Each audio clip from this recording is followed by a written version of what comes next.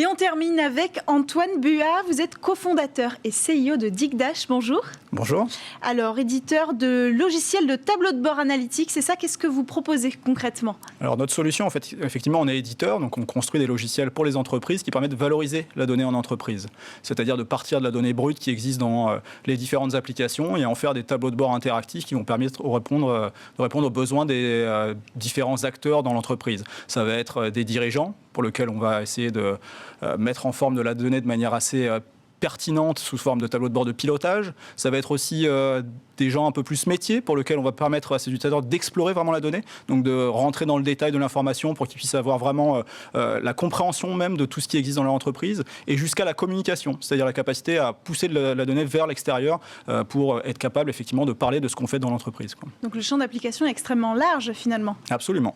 Et alors, vous êtes positionné sur le marché de l'informatique décisionnelle. En face de vous, on trouve Microsoft, SAP, on trouve aussi Oracle. Comment on fait pour se faire une place face à une telle concurrence ? C'est une très bonne question. Effectivement, il y a beaucoup de gros acteurs. Vous ne les avez pas tous cités d'ailleurs, mais il y en a beaucoup des gros acteurs. Et on est un petit éditeur français, vous l'avez compris. On a plusieurs atouts, effectivement, dans notre, je dirais, dans ce qu'on représente. La première chose, c'est que d'un point de vue fonctionnel, on n'a pas à rougir face à ces gros acteurs. On a un produit qui est particulièrement bien apprécié. On a fait l'objet d'une enquête qui a été réalisée par un cabinet indépendant. On apparaît leader dans 11 catégories différentes. Donc, d'un point de vue fonctionnel, le produit plaît à nos utilisateurs.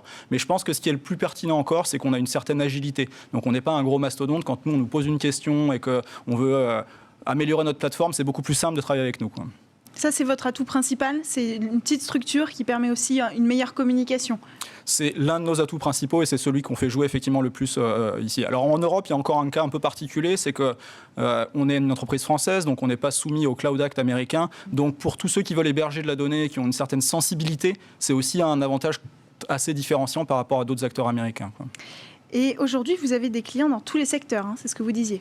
Alors, on a des clients dans tous les secteurs. Nous, on gère en direct plutôt les grands comptes et le secteur public. Et on a un certain nombre d'entreprises de plus petite taille qui sont gérées par des partenaires. Et la prochaine étape pour Digdash, qu'est-ce que c'est ? Alors, il y a plusieurs choses. Déjà, on lance notre version de produit annuel qui va sortir d'ici 15 jours. Donc ça, c'est un point important. Et puis, on est en train de construire une offre. On a beaucoup de clients dans le secteur public, que ce soit les ministères, des collectivités de toute taille. On est en train de sortir une offre beaucoup plus packagée, effectivement, pour le secteur public, qui va leur permettre d'aller encore plus rapidement sur l'exploitation de leurs données. Merci beaucoup Antoine Buat. Vous êtes donc cofondateur et CEO de Digdash et c'était le dernier invité du Lab. À demain.